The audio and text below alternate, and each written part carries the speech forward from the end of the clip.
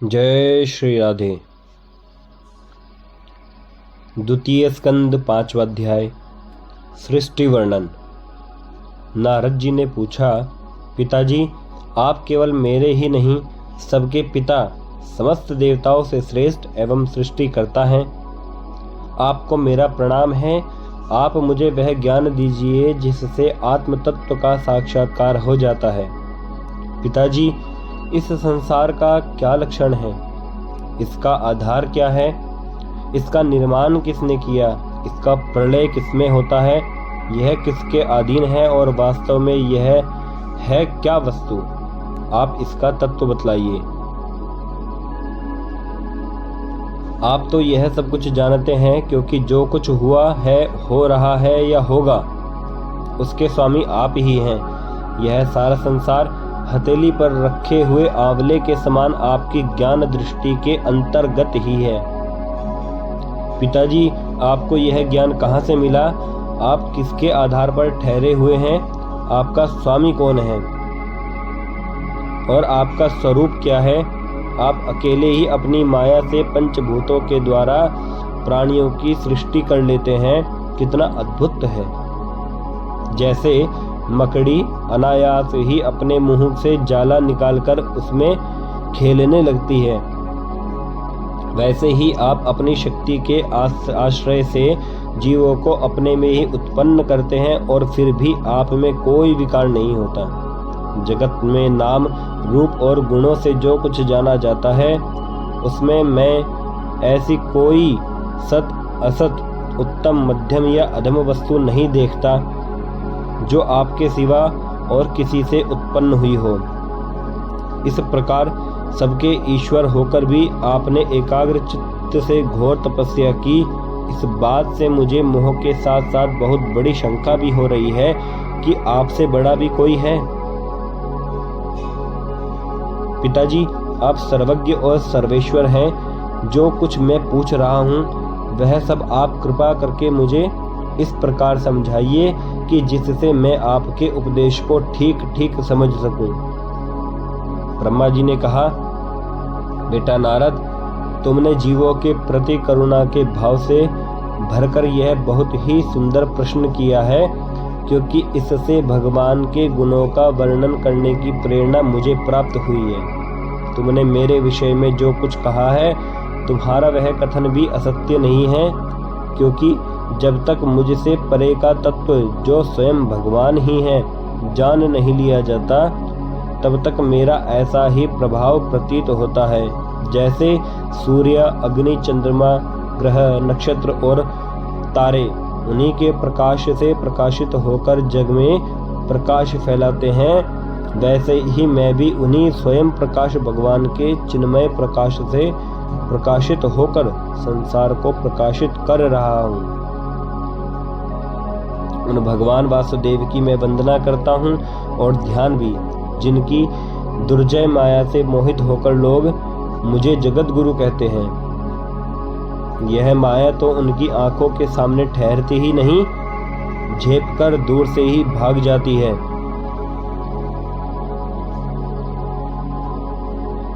परंतु संसार के अज्ञानी जन उसी से मोहित होकर यह मैं हूँ, यह मेरा है, इस प्रकार बकते रहते हैं।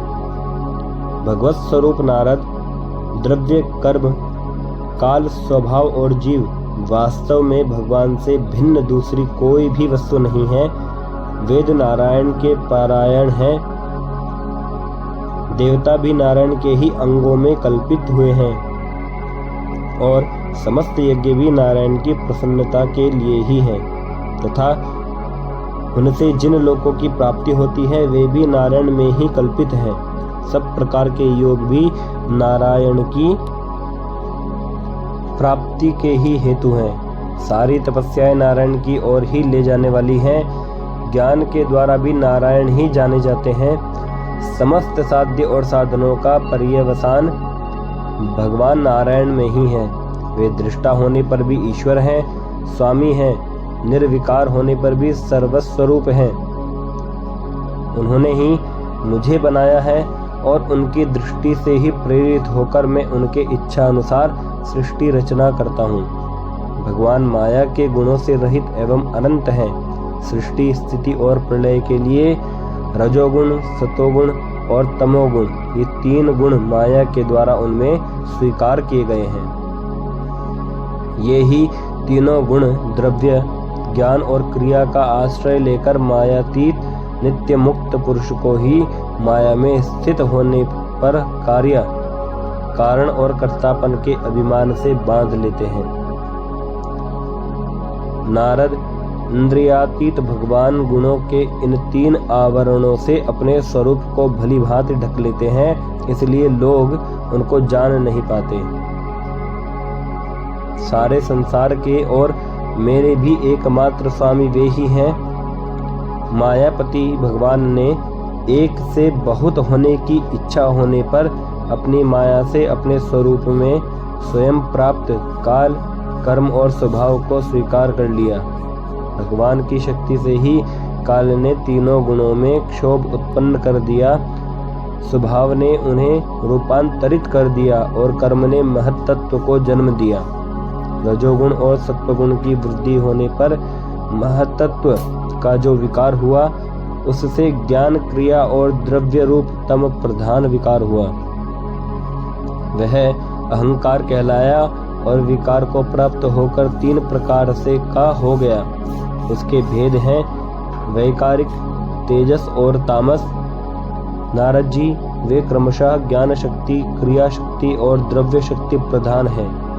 जब पंचमहाभूतों के कारण रूप तामस अहंकार में विकार हुआ, तब उससे आकाश की उत्पत्ति हुई। आकाश की तन्मात्रा और गुण शब्द है। इस शब्द के द्वारा ही दृष्टा और दृश्य का बोध होता है। जब आकाश में विकार हुआ, तब उससे वायु की उत्पत्ति हुई। उसका गुण स्पर्श है। अपने कारण का गुण आ जाने से यह शब्द वाला भी है। इंद्रियों में स्फूर्ति है। इंद्रियों में स्फूर्ति, शरीर में जीवनी शक्ति, ओज और बल इसी के रूप हैं। काल, कर्म और स्वभाव से वायु में भी विकार हुआ, उससे तेज की उत्पत्ति हुई। इसका प्रधान गुण रूप है। साथ ही इसके कारण आकाश और वायु के गुण, शब्द एवं स्पर्श भी इसमें हैं। तेज के विकार से जल की उत्पत्ति हुई। इसका गुण है रस।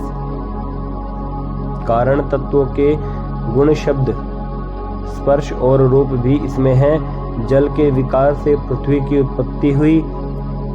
इसका गुण है गंध। कारण के गुण कार्य में आते हैं। इस न्याय से शब्द, स्पर्श, रूप और रस, ये चारों गुण भी इसमें विद्यमान हैं। वैकारिक अहंकार से मन की और इंद्रियों से 10 अधिष्ठात्र देवताओं की भी उत्पत्ति हुई। उनके नाम हैं दिशा, वायु, सूर्य, वरुण, अश्विनी कुमार, अग्नि, इंद्र, विष्णु, मित्र और प्रजापति। तेजस अहंकार के विकार से श्रोत्र, त्वचा, नेत्र, जिह्वा और घ्राण, ये 5 ज्ञानेंद्रिया एवं वाक, हस्त, पाद, गुदा और जननेन्द्रिय, ये 5 कर्मेंद्रियां उत्पन्न हुई। साथ ही ज्ञान शक्ति रूप बुद्धि और क्रिया शक्ति रूप प्राण भी तेजस अहंकार से ही उत्पन्न हुआ। श्रेष्ठ ब्रह्मविद, जिस समय ये 5 महाभूत, इंद्रिय, मन और सत्व आदि तीनों गुण परस्पर संगठित नहीं थे, तब अपने रहने के लिए भोगों के साधन रूप शरीर की रचना नहीं कर सके।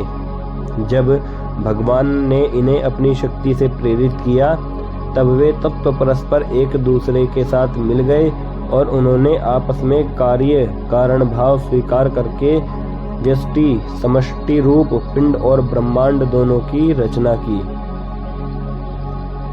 वह ब्रह्मांड रूप अंडा 1 सहस्त्र वर्ष तक निर्जीव रूप से जल में पड़ा रहा। फिर काल, कर्म और स्वभाव को स्वीकार करने वाले भगवान ने उसे जीवित कर दिया। उस अंडे को फोड़कर उसमें से वही विराट पुरुष निकला, जिसकी जंघा, चरण, भुजाएं, नेत्र, मुख और सिर सहस्त्रों की संख्या में है। विद्वान पुरुष उपासना के लिए उसी के अंगों में समस्त लोक और उनमें रहने वाली वस्तुओं की कल्पना करते हैं। उसकी कमर से नीचे के भागों में सातों पाताल की और उसके पेड़ से ऊपर के अंगों में सातों स्वर्गों की कल्पना की जाती है। ब्राह्मण इस विराट पुरुष का मुख है, भुजाएं क्षत्रिय हैं, जांघों से वैश्य और पैरों से शूद्र उत्पन्न हुए हैं। पैरों से लेकर कटी पर्यंत सातों पाताल तथा भूलोक की कल्पना की गई है। नाभि में भुवरलोक की, हृदय में स्वरलोक की और परमात्मा के वक्षस्थल में महर्लोक की कल्पना की गई है। उसी के गले में जनलोक, दोनों स्तनों में तपोलोक, दो और मस्तक में ब्रह्मा का नित्य निवास स्थान सत्यलोक है। उस विराट पुरुष की कमर में अतल, जांघों में वितल, घुटनों में पवित्र सुतल लोक और जंघाओं में तलातल की कल्पना की गई है। एड़ी के ऊपर की गांठों में महातल, पंजे और एड़ियों में रसातल और तलुओं में पाताल समझना चाहिए। इस प्रकार विराट पुरुष सर्वलोकमय है। विराट भगवान के अंगों में इस प्रकार भी लोकों की कल्पना की जाती है कि उनके चरणों में पृथ्वी है, नाभि में भूवरलोक है और सिर में स्वरलोक है। द्वितीय स्कंद पंचम अध्याय समाप्त। जय जय श्री राधे श्याम।